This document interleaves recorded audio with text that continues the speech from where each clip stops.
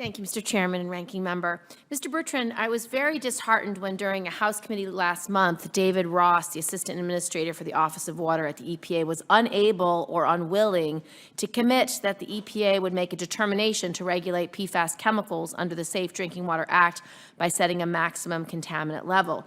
You may be aware that under the Safe Drinking Water Act, there are 3 criteria that the EPA must consider when deciding to move forward with setting a drinking water regulation.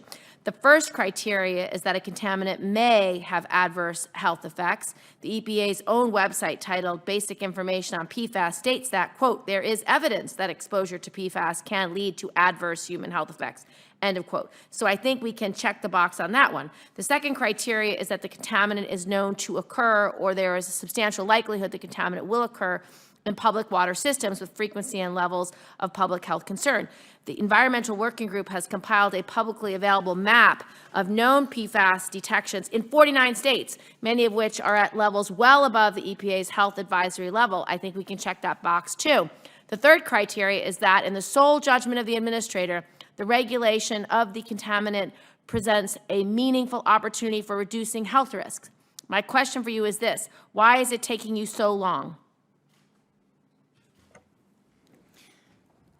So the Safe Drinking Water Act requires us to go through a process, and we are actually getting very close to proposing one of the first steps in that process, and that is the regulatory determination, where we will be speaking to the 3 items that you just referred to in the Safe Drinking Water Act.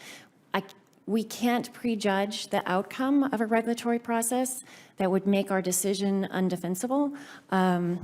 So to make this defensible, we've got to work through each one of those steps and follow the law. And so that's what we're doing right now. But why is it taking so long? I mean, there's so much publicly available information already that supports conclusions on those 3 elements. Well, we want to make sure that we get it right. And so we're carefully looking at all the information, and we have made a commitment in our action plan to do this first step by the end of the year.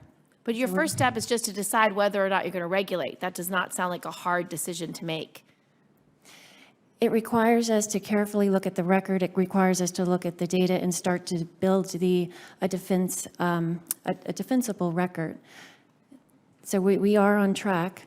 What are you on track to do? By the end of the year, to have our proposed regulatory determination. Okay. The EPA's regulatory agenda indicates that regulatory determination will be proposed by December 2019. Has a draft regulatory determination been sent to OMB yet? It has not been sent yet. Our team is working very hard on getting the final document ready to submit.